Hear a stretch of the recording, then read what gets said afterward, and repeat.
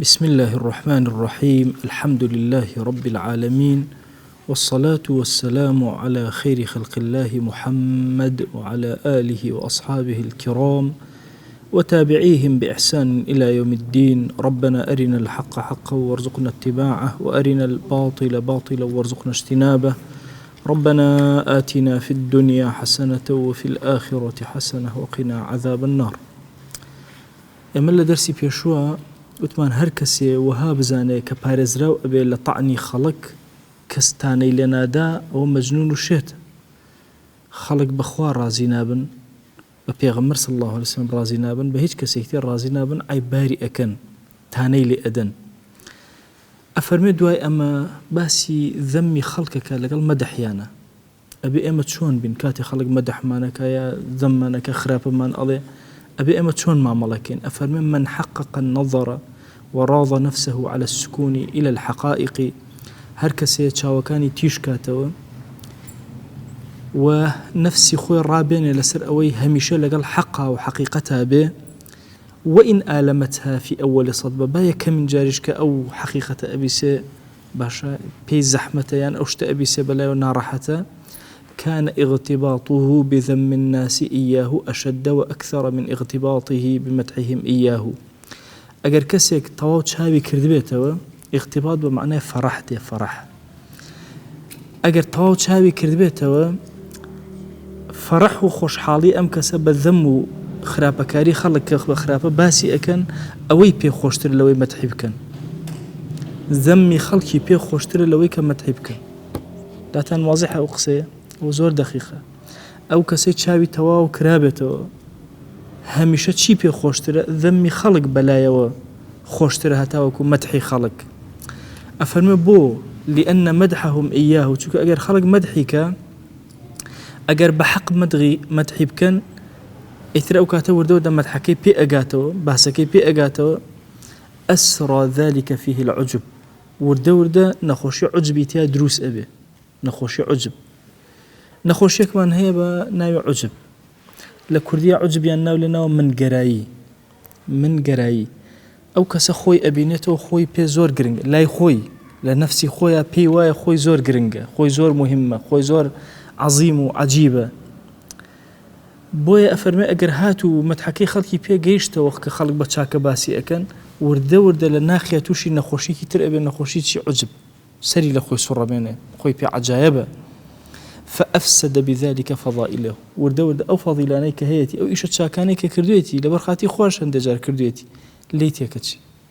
يعني جاري وها يبون ونا وتاريخي دا وتاركي زوزور باشا خلق إسفادان ليه كردو دواي خلق مدحي أكن إيه فعلا يجو تاركي باجوا ورد واي لي أكل للري لا أدا توشي عجبي أكل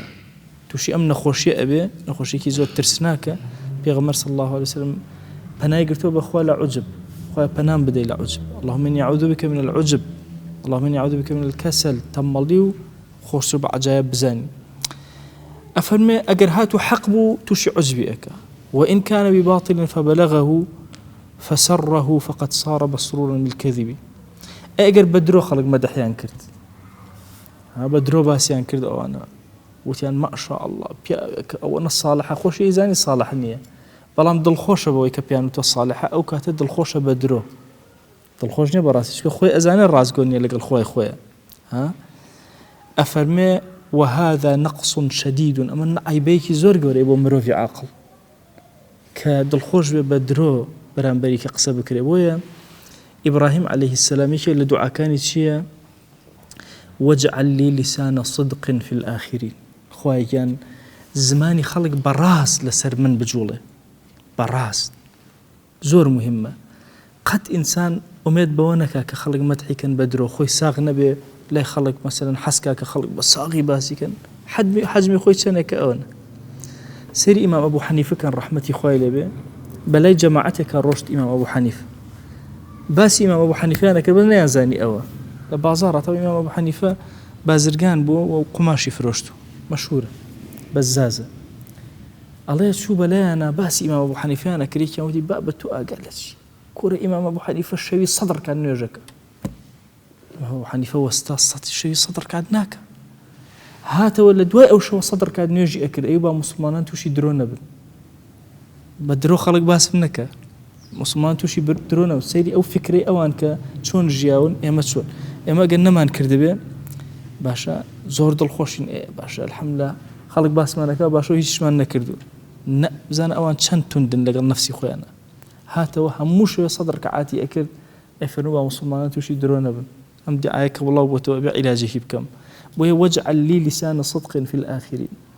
بۆیە هەموو ئەگەر مەدحیان کردی مەدحەکە لە دووشت زیاتر نییە ابن حزم فەرمێ یان ڕاستە تیاتایە تووشی نەخۆشی عجبت ئەکا وردە وردە مەگەر کەسێک خوا تەوفیقی بدا یانە ئەوە تا درۆیە ئەو کاتە تۆ دڵت پێ خۆشە دڵت بە درۆ خۆشە ئەو کات دڵت بە حەقیقەت و ڕاستی خۆش نییە ئەوەش ئینسانی عاقڵ نابێت تووشی ببێ ئەفەرمێ ئەی ذەمی خەڵکی چۆنە کەوا بوو مەدح خراپە ئەگەر تیا بێ هەر خراپە تووشی نەخۆش ئەگەر تیاش نابێ هەر خراپ ئەی ذەم چۆنە ئەفەرمێ وەئەما ذەم الناس ئیاه ئەگەر خەڵکی زەمیان کردی و باسییان کردی بە خراپە لەملا و لەولا فإن كان بحق فبلغه أي أجر بحق الراستي باسيان كرد بيد جيشت قصكت بيد جيشتوا فربما كان ذلك سببا إلى تجنبه ما يعاب عليه احتمال هي أو وهاب كا أم كسب قرته ولو خرابة بون منا خلق باسي أكن الله دروزنا فعلا خوشي أزاني خوي دروزنا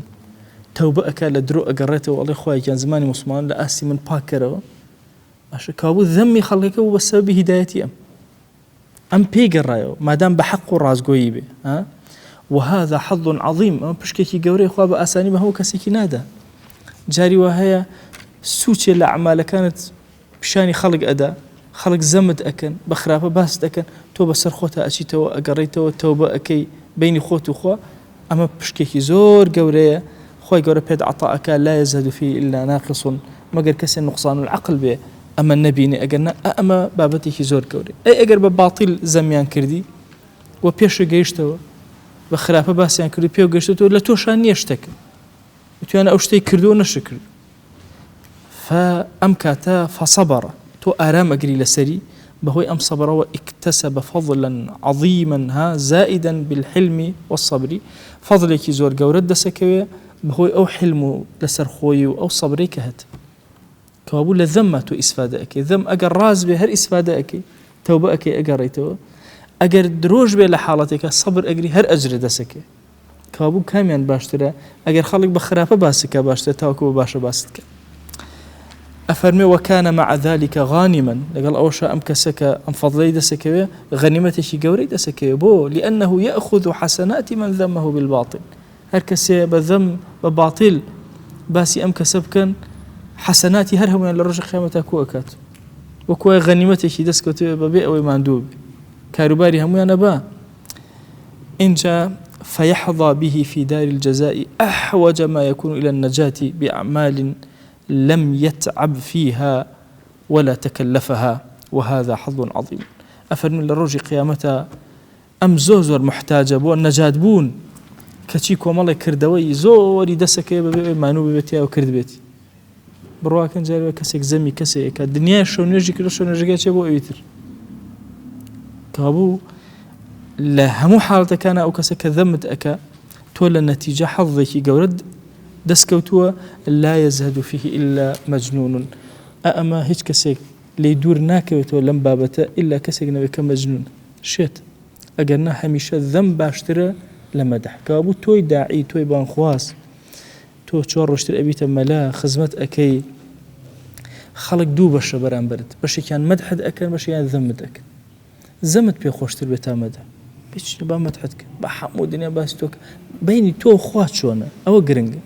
با همو خلقي لسر زويا بلان فلان كاس خرابة بيني تو خوا باشا دهر بابلان خراب إيش تأثير هناك با هر هم بلان شاكك تو خرابي بيني خوت وخوات شي إسفادة هي بيجان هيج إسفادة كبيا ناجين طبعا همو أو مدحو ذم أجر بيد جيشت أو حكمك يتي مدحو ذم خلق كباس كرا بيو جيشت أما حكمك يتي أجر بيد نجيشت يبقى خلق المدحك كتو بيد نزاني مدح يعني كردوي يجي استفادة لنا وهنية كابو أفرم مدح يا أو بيد أجا يا بيد ناجا أجر بيد ناجا هيش روش أجر بيش أجا تشيدون خوشي أبيتي أي ذم يا بيد ناجا هيش تأثير لناك يان بيد أجا أوج لدو حالة بدرني يان الراس التوبة أكيتو أجريته فەزح بووی لە بەردەم خەڵکە یانە درۆیە ئەو کاتە سەبر ئەگری ئارامەگری هەر ئەجر و پاداشتی لەسەر وەرەگری. ئەفەرمێ فەکەلامهم وسکونهم سەواء ئیتر قسە بکەن قسە نەکەن ئەوانە لە مەسەلەی مەدح و ئەوانە کە تۆ نەیبیسی هەموو وەکو یەکە. وليس كذلك ذمهم إياه لأنه غانم للأجر. بلام أزاني أجر ذميان كردين بيشد نجيشتو تو أجر هرد سكة طبعا أجر ما تحكد بيان نجيشتو هيج سوتا أجر ذميان كردي لباشملة أو كهت غيبتيان كردي ذميان كردي تو هر أجر دسك لبشتو تو هر أجر دسكوتو كوابو أفرمين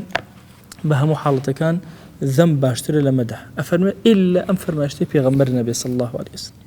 أفرمي ولولا قول رسول الله صلى الله عليه وسلم في الثناء الحسن أجر أم قصي بيغمر كان نبوة صلى الله عليه وسلم خلق أبويا هم يحزي كذا زمي كان بس أم حديثي بيغمر صلى الله عليه وسلم واي كردوك خلق حسك مدحي شيب كان طبيعتي إنسان أو حزك مدحي كان بلام أم مدحا فائديش هي أم حديث بيانيك للصحيح مسلم هاتو أفرمي تلك عاجل بشرى المؤمن كخلق بجواني باسيان كردي لبيني خويانا أو پاداشتي خويا بوتو پاداشتي بپلي خويا لدنيا بوتو بوي إبراهيم عليه السلام دعاي كردوتي خويا جان مسلمانان بزماني كي باش وصاغر وراس قويانا باسم كان وبچاك باسم كان كابو مدح كردني خلق خوي بو خوي ببي أم حديثة فضيلتي كي زور قوري فرمي أجر أم حديثة نبوايا أبويا عاقل حزي كردي خلق زمي كان نجمت حيك بلام أم حديثة مجدية كاتك خلق بچاك باستكاب وتارك الدعوة قصيك خيرت كردو خيرك كردو خلق باست أكن تصورك أما مجديك لا مجد بتشوفك كان كتو كوتي تسر زماني مسلمانان بچاك مجديك لا مجد كان للدنيا پاداشتك لا پاداشتك كان كتو كوتي تسر زماني مسلمانان بچاك باست أكن أما زور قوري فضلك زور قوري خوابيت عطاك رحمتي خوالة ابن جوزي بي طبعا ابن جوزي من هي لقل ابن الجوزي باشا ابن قيمي جوزي من هي لقل ابن الجوزي ابن الجوزي هو خطيب بغدادي باشا أقل الفلامي بيوبو أو ابن القيم نية باشا كي خطيب بغداد في ألين ابن الجوزي خطيب مشهورة كتابي زور تلبيس إبليس وصالة كان ليلة تلبيس إبليس مبرق ليه وتوه لا كتابي تلبيس إبليس أو هي ابن الجوزية ابن الجوزية فرمي زور قرام بدواء أوي دليل بدوز ما ولا سر وجودي خوا على سير ممكن دليل كان بأندازي لمي صحراء كان أو اندزور على بس دليل يكون زور بيصير على الهمويان بيم عجائب تر على ورا توبة دزي برو إيشي كي خيرك بسر زماني خلقه وإيش خيرك خود أبين على أجر خوايق نبي كتوبة كردوه بلاوي كاتو كيبي أزان جاي كز نازن كشي خوايق ورا إخوة سر زماني عبد كان كابو إما حسنيك ما هيك بريتي لمدح أجنا لا أصلا أجر إنسان سيرك لمدح هيش فائدة نية لذم فائدة هي بوتو بلام أزانين مدح بريتيا البشيك لويك مجدي خوايا لسر زويا بوتو مجدي خوايا لسر زويا بوتو بويا حزك مدح بكن حزناك الذنب بكن يما أولا مدح الذنب تيجيشتون بويا أفرمي أجر أم حديثي في غمر نبوايا صلى الله عليه وسلم لوجب أن يرغب العاقل في الذم بالباطل أكثر من رغبته في المدح بالحق عليك سي عقل أو كاتحزي أكر زمي كان بعد روج بزمك أوي بيخوش تقول لوي بحق براستي باسي بكن ولكن إذ جاء هذا القول فإنما تكون البشرى بالحق لا بالباطل أفرمي ما دام أنفر ما يجتهات وهر كردويكي الصادقان اللتويا وجودي هبه بصادق حق نقب باطل أفرمي أو كاتا أوان أبيت بشرائك قورو مجدئك خوال سرزويا بوتو فإنما تجب البشرى بما في الممدوح لا بنفس المدح الله أقال ليه أقصي زور قوري أفرمي أم بشرى أم مجدئ مدحكنية توي تو أجر مدحكتيا راز بي أو مجدئ خوال بوتو لسرزويا أجر راز نبي أو تصورنا كي هر خلق مدحيان كريتر باج بي بالله بخوا يتر أما باداشتي خوال لسرزويا نا والله أبي مدحكا بارك الله توبه بأندازي توبه صادق بي لو مدحك خلق أيك وكو إمام أبو حنيفة كبون باسكرد أسألة واضحة كوابو إما لنيوان مدحو ذمك يا بيما نجا يا بيما نجا أجر بيما نجاج مدحكيج استفادة لنا كن ذمك لو أشي كبر ذم يكون لقيامته أجرك من دسك ئەگەر مەدحیان کردین با بڵێن مەدح و زەمەکەمان پێگەیشت ئەو کاتە لە مەدحەکە ئێمە دوو زەرر ئەکەین یا مەدحەکە ڕاستە تووشی عوجبمان ئەکا یا مەدحەکە درۆیە ئەو کاتە ئێمە دڵمان پێ خۆشە دڵمان خۆشە بە درۆ هەر غەڵەت ئەی ئەگەر زەمەکەمان پێگەیشت یا تەوبە ئەکەین و ئەگەڕێنەوە ئەگەر ڕاز بوو ئەجرمان دەسەکەوێت بەرزەبینەوە یان ئەوەتانێ کاتێکەوە ئەممان پێ ئەگە ئەم زەممە حاڵیمان ئەبێ سێرەکەین لە ئێمە وجودی نییە سەبر ئەگرین ئارام ئەگرین خوای گەورەش پاداشمان دەدات ئەم بەشە زۆر گرنگە لەم کتێبە چەند جارێک خۆتان بۆ خۆتان تیکراری ئەکەنەوە زۆر سوودی لێ وەرەگرن بابەتێکی زۆر گەورە باسەکە لە دوای ئەمە ئینسان شتێکی هەیە پێوتە ئونس خۆی ئینسان لە چیەوە هاتوو هەندێک فەرموو لە ئونسەوە هاتوو یعنی ئونس ئەگرێ بەشتەوە پەیوەند ئەبێ بەشتەوە ئەبێتە هاوڵی شتەکان ئەفەرمێ هەرچی لەم سەرزەویە کە تۆ ئەبینی لە کردەوەکان هەمووی دوو بەشە یا ڕەذائیلە یا فەضائیلە یا شتی باش باشە یا شتی نزم نزمە ئەفەرمێ ئەم شتە باش باش و ئەم شتە نزم نزمانە هەردووکیان یان طاعاتی خۆیان عصیانە ئەڵێ هەمووی ڕەبتی بە نەفسی تۆوە هەیە ئەڵێ ليس من الفضائل والرذائل ولا بين الطاعات والمعاصي باش إلا نفار النفس وأنسها فقط تنهاشتك أو آية نفست حزيبة وطاعتها هي ولا قال يا أروى باشا يان رقي ليتيو ليدور أكيوتو قلناها كانش أو هاي أفرم السعيد كيه من أنست نفسه بالفضائل والطاعات كرة سعيد أمية جماعة أبي خوي الرابين بيت الرفيقي كرد وقورة كان نفسي كي باشاني قوريها به ونفرد عن الرذائل والمعاصي ونفسي خوي واربين اللي هم قلناها كان راك خوي النفر نفير بمعنى شيء بمعنى هالبزينويات لأصل النفير جارك بوم باس كردون وشكا كسيك قرب تشبو الراوي كرويشك طبيعتي أوي راناكا هلا بزيتو الرأكا برزبيتو يكم جال شويني خويا كأي ترسيني إنجا الراوشي كانش بإسراحات أزان اللي كبرزبيتو اللي أدا ماشا كوابوتشي نفير بريتيلتي لو جوليك أو بصروا أروا برزبت كأنها لكرديوتانا هلا بزيتو ماشا هلا بزيتو دور أكيوتو نفسي طبيعتي دور أكيوتو لعصيانا كان وخرابة كان أفرم السعيد أوي كان نفسي خوي الرأي هنا لسر فضائل كان نفسي خوي الرأي هنا تصور كان إنسان هموي تمريناته لو أتشتو إسا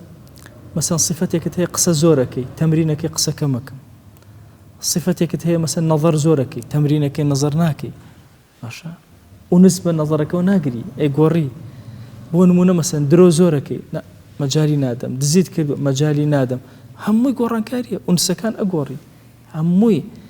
يعني تو يشق لصفات جوانا كاني تو أما كتمرين أكي بردوام لقال نفسي خوت زمانة هلأك نايا لما جالينا شهوة هلأك نايا لما جالي نادم أي جرموا بويا فرم السعيد أويك فضائل كان خوي مشغولك وفضائل طاعات وأمانة ودور أكيوتو للرذائل ومعاصي قناها كان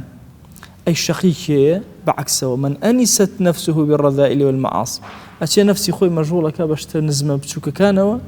ونفرد عن الفضائل والطاعات دورك لفضائل وطاعات واشتقور كان وليس ها هنا إلا صنع الله تعالى وحفظه أفرم ألم بابتا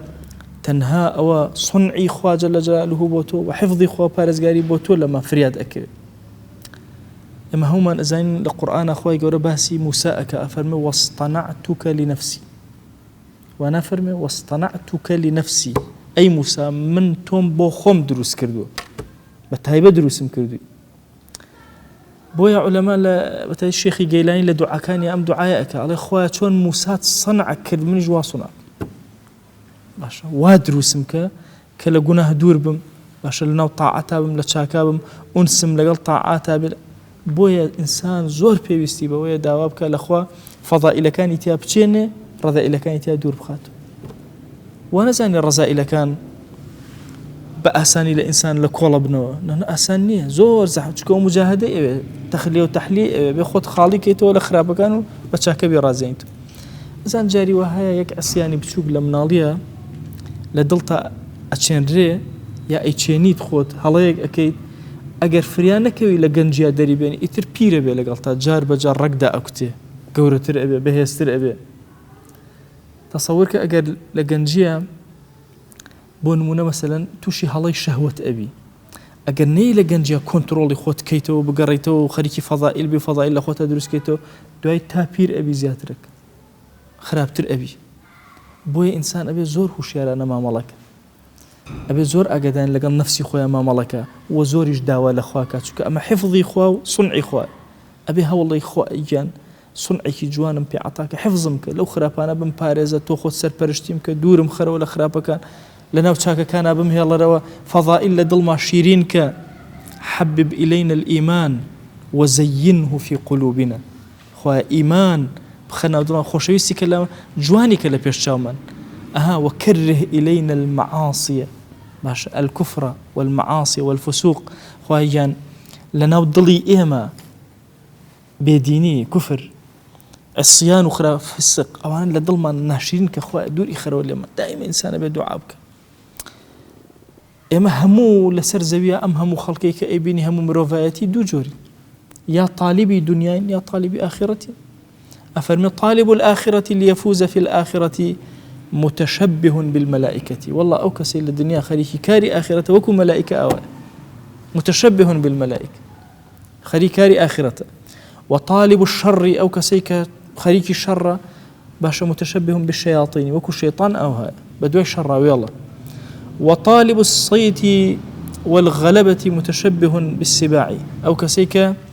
أيوة ناوبانك دركاتو أيوة الظالبة بسنبران بركان يعني أي تجاري وهي إنسان كأيوة ظالبة بسنبران بركان جاري وهي بقصوتن أيوة ظالبة جاري وهي بدروكرن أيوة ظالبة هاي البشي وازق أفرمي وكو درندكان أو هاي أو شوين لذات كان أكو ما لذاتي دنيا للشهوات ولخواردن ونأزان مسيو باش أواش وكو سي وكو بهائم وآجل كان أو هاي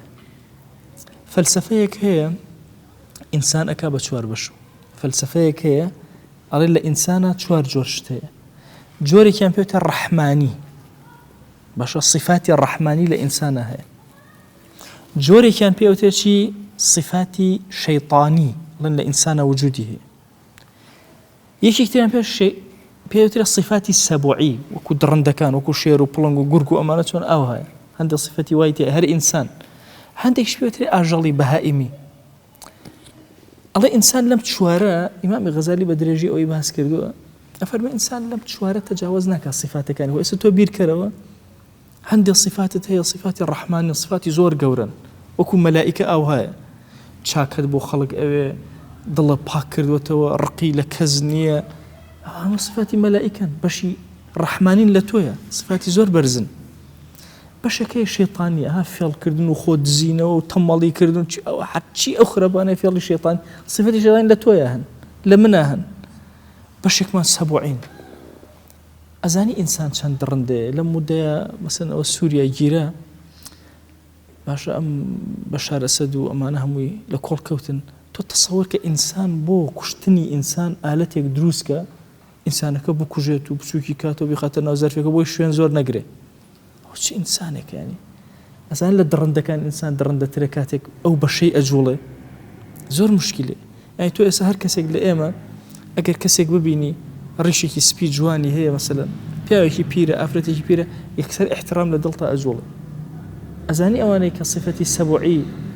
لأخوانا برورديان نكردوا أو بون كاتي بيرة أبيني لو شي قالطي بيبكا محاولة بيخا محاولة عزيتي با محاولة يعني هو صفتي السبوعي زو ترسنا صفتي الشهواني شيء الإنسان بهائمي دواي شهوتك شهوتي جنس لقد شهوتي مادة أم دوانا صفتي أجل كان بلا ماري خواردن أدا بلا ماري شهوت أدا غزالي فرمي أم شوار صفتيتي فرمي عقل أوي أم صفتانا هموين لشويني خويانا داءنا أم صفتيك أم بشا صفتيك هيتي شهوانية باش لحلالا نبي بكاي حلال أخوات لحلالا شهوتي خوي بكارين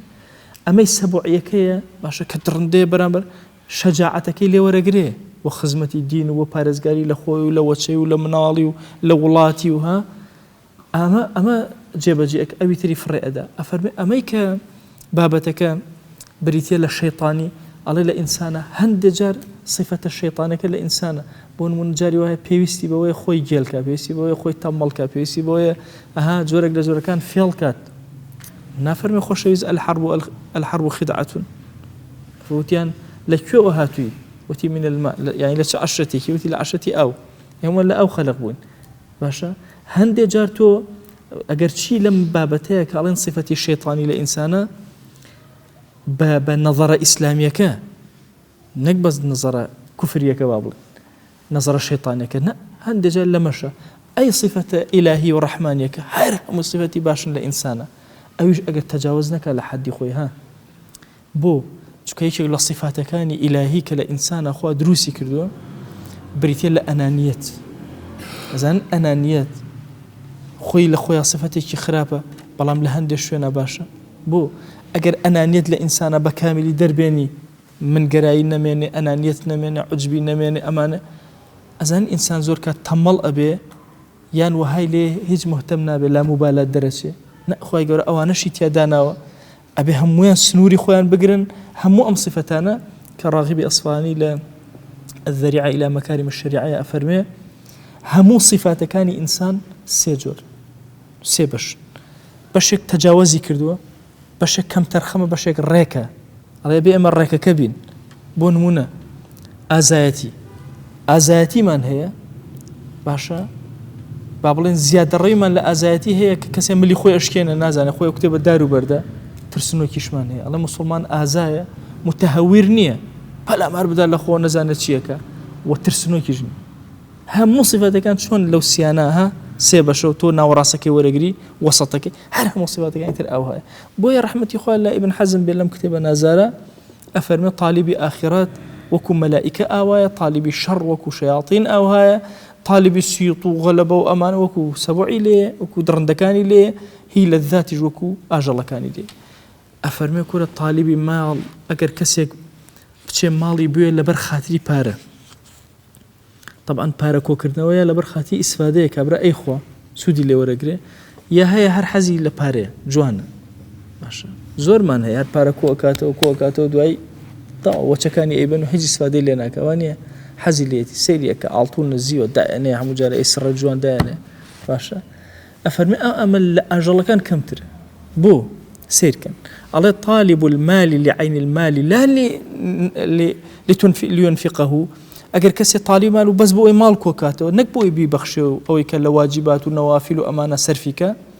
أفرم أسقط وأرذل من أن يكون له في شيء من الحيوان شبه على وينين لنا حيوان كان بقربنا حيوان كان هيك حيوان يبارا كوكاته ولا بربارا إيش إسفاده أجر شتي كوكاته وبرجن ومنم كوكاته دوي إخوة گوێز ئەدزێ ئیشارێتەوە سمۆرەوانیە دوای ئەیخۆ هەرچیان کۆ کردەوە بۆ خواردنە بۆ ئینفاق و بەخشینە هیچ کەس نیشت کۆکاتەوە لەبەر خاتی شتێک بۆیە ئەڵێ ئاگات لێبێ قەت ماڵ کۆ نەکەیتەوە لە پێناوی ماڵە ماڵ لە پێناوی بەخشینە کۆ ئەکرێتەوە ئەگەنا هیچ ئیسفادەیەکی نییە ئەفەرمێ بەڵکو وەلاکینەه یوشبه الغدران غدران کاتێک هەندێ ئەشکەوتەکان گەورەنین کونی بچووکن کە وردە با بڵێن لافاو هەڵئەسێ ئەو کونە بچووکانە پڕەبن لە ئەو ناو کونە بچووکان چاڵی تێیە چاڵەکانیشی پڕەبن لە ئەو هیچ کەسە ئیسفادە لەو ئاوە ناکە لەو چاڵە وردە وشکە بێتەوە لەناو ئەو بەردانەتەوە بۆ چونکە ئاژەڵەکان ناگەنە ئەو کونە بچووکانە ئیلا هەندێک جار تەیری وردە بتوان خۆیان بکەن بەو ناوە تۆزە لەو ئاوە ئیسفادەکەن نه أجل إسفادي لي أكان إنسان إسفادي لي نه زوي إسفادي لي أكان بيخواته نه برده ورده ده هوا وشكي أكاتو هيج إسفادي أفرميه وكسي كمالكو أكاتو لبناي مال أوها كوي كرتو لسوشة كداينا وهيج إسفادي لي نكردو كسيج إسفادي لي نكرد أفرمي التي في الكهوف في المواضع الوعرة لشويني زور بيتشا وعر باشا زور سختو بيتشا لناو كهوف يعني كهف يعني أشكوت لا ينتفع بها شيء من الحيوان هيج أجل إسفادي لناك إلا ما قل من الطائر هندي الطير طيور لو أشمشوا لي أشتي إسفادي لبك ثم تجفف الشمس والريح ما بقي منها أو توزيك أمانة لنا بردكان ورده هوا وخور وقرمي وأمانة وشكي أكن أوكو تايبي أفرمي وكذلك يستاح المال الذي لا هروها أو مالش كوالا معروف ولا تشاكا سرفينك ورد أفوتي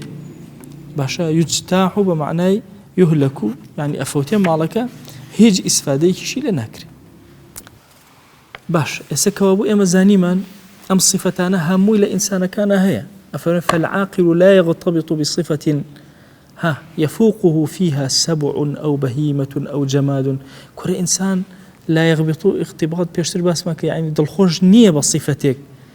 كنتواني ظالبة بسر آجل كان هر صفتي نتواني ظالبة بسر آجل كان بي دلخوش نية أبدا إنسان بهيج صفتي دلخوش نية أجر نتواني ظالبة بسر برامبر لوان متفوق تربي برستر بي آجلتيا لو برستر بي عليه وإنما يغتبط بتقدمه في الفضيلة التي أبانه الله تعالى بها عن السباع والبهائم والجماد بلكو بود الخوش أبيك بيشكوي بو فضيلتك خوابي عطاك لو جايكرتو لدرند كان لا أجل كان لجمادات بيجان كان وهي التمييز أو تمييزيك الذي يشارك فيه الملائكة خوا جايكرتو أم إنسان أتواني وك ملائكة آسابجي أو أبو شوازبي أفرمي هر كسيك بآزايتكي زور خوش حال بي بلي كاكا من زور آزام يتر أو صفتي بلا وزور مهم بي أفرمي الذي يضعها في غير حقها لله لغير حق خوايا ماشا اللي يسرفي بك فليعلم دبا بزاني أن النمر أجرأ خو بلنجي لو بآزاتره شيري قرية فيلة لو باشترو آزاتره كابو أقر بيه بلي والله من آزايتكم لحقها بكار نهينه فأزاتي بوشي باشا قال لحقه ولا سنو كان إخويا نبي بخوي بأزاتي خويا بنازي أو شيرك قريك فيلك باشا أمانة لو أزاترن كابو مستواي لمستواي أوان نزم ترهشتا أي أجروا يكسيوتي قوتي لا شمزور أويا على دي أوان يسترك وجايك فيلك جسمي لو صوت لو بهستر أو شيء أفرمي أي أجر وتي كسي وتي الله أو أسقالي زور برزكما وقرسي زور برزكما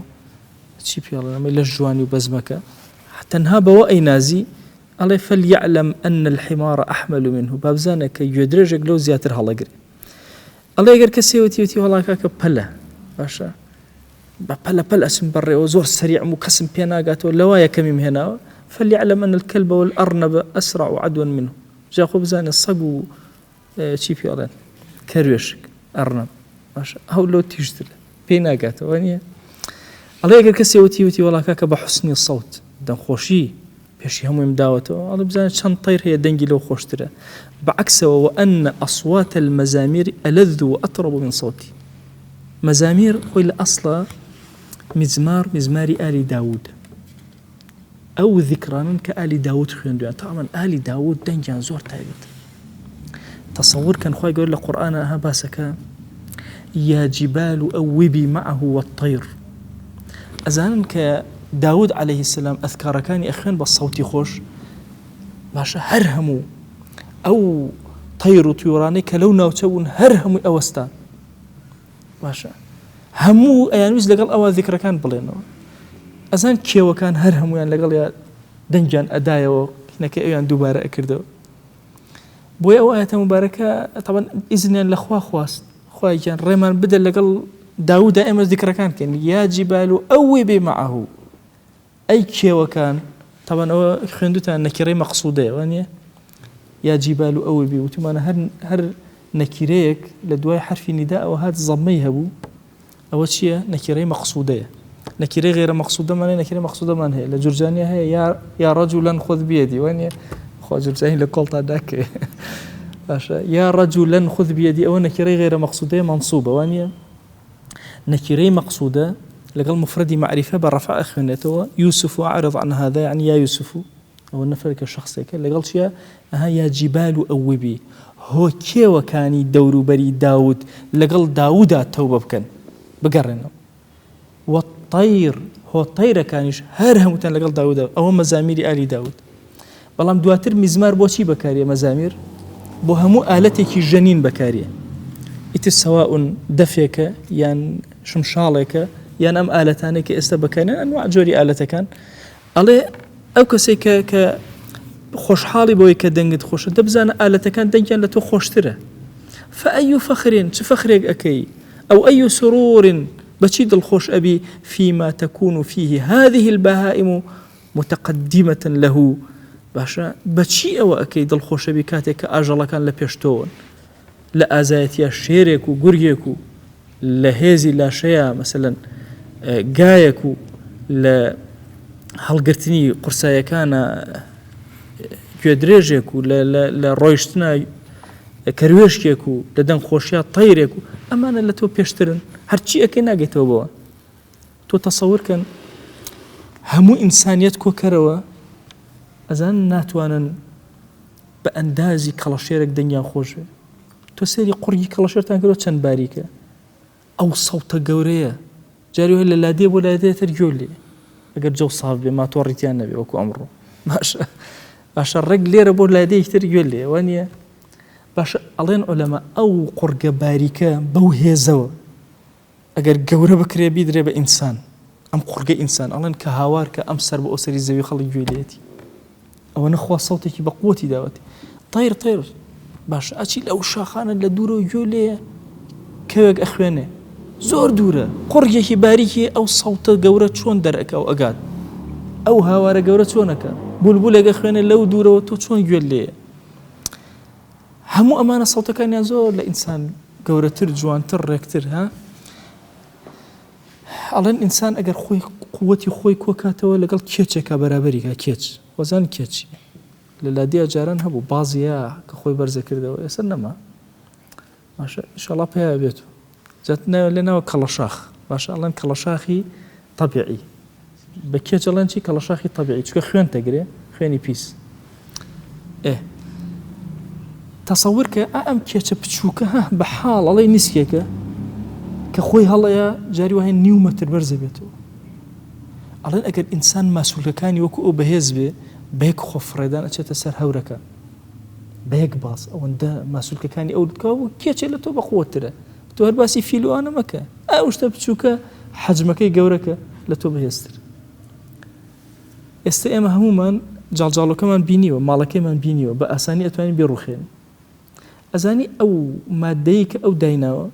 أجر بولا بيني بأندازي أو باریکی كيتوا هشتا مالك أم بهستر لبولا خو أو ده صلاتي داوتي وهكذا يعني إنسان شيء بشتي مادي خويا بنازي تاكشتي بيا أنازي عقليتي بوي أفرمي أم لكن من قوي بتمييزه يتميزه واتسع علمه هركسك أوشتي كخوا بي جاكر دوتو كصفات ملائكية لخويا جيب جيكر علمي خوي زياد كرد عملي خوي زياد كرد وحسن عمله جوان عمل كان كرد فليغتبط بذلك بادلي بوا خوج بوا فإنه لا يتقدمه في هذه الوجوه إلا الملائكة وخيار الناس هيج كزنات وانا بيشكوي لو شتانا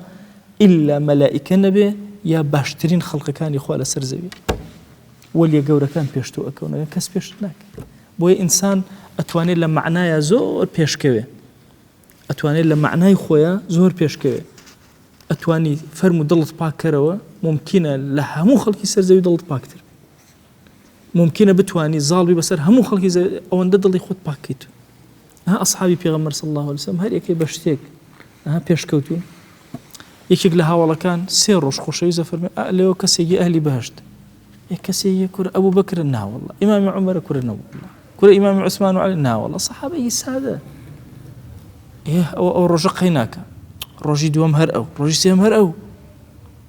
عبد الله كور عمر فرمي كوت مشويني وزام شيئك الله شو مسيرك أم هيجي لخلق جوازني وكو عالم النيرجكات والرجو يقريتو دنك طاقتي أبو شو نيرجكاتو هرأميه يعني وكو أهم الصحابة شيء كان هرأويه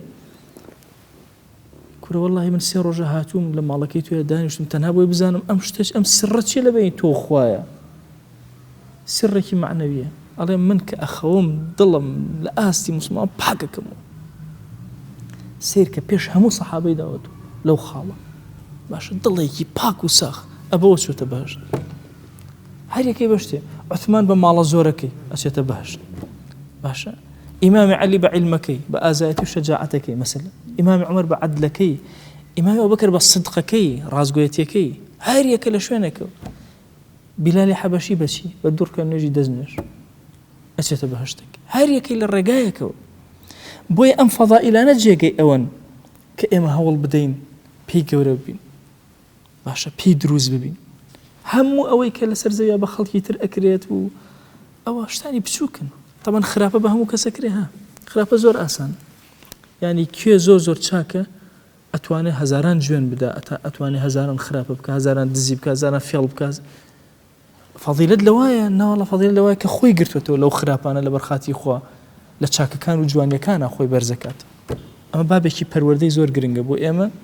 کە بتوانین بزانین عەقڵ و ئینسانیەتی خۆمان لە چیا سەرف ئەکەین لە چیا ماندوو ئەکەین خۆی لێت ئەپارنەوە لێت ئەلاڵێنەوە لە تاوی گوناهەکانمان ببورە یا ربی خۆی دەرگاکانی خێر بەسەرمان ناکەرەوە خۆی تۆ خۆت دروستمان کە بۆ خۆت یا رب العالمین یا ربی خۆی صفاتی خراپ لە ناخمانە مەهێڵە یا إلهي داوا لأكن هدايت من بتبتوان جوان ترين صفات كان لخو ما نجيب كان يا أكرم الأكرمين يا ربي خويا لفساد وخراب كاري بمن بارزة بمن جرى لو عبداني كليان راضي أبي خويا رضا من دي خود بسر ما داب بارنا بمن جرى لو عبداني كلا أسمانا قبولا لسر زويا قبولا آمين آمين والحمد لله رب العالمين وصلى الله على سيدنا محمد وعلى آله وصحبه وسلم تسليما كثيرا أبدا إلى يوم الدين ويقول لقناهي من الشيء وجبور إخوة من قبول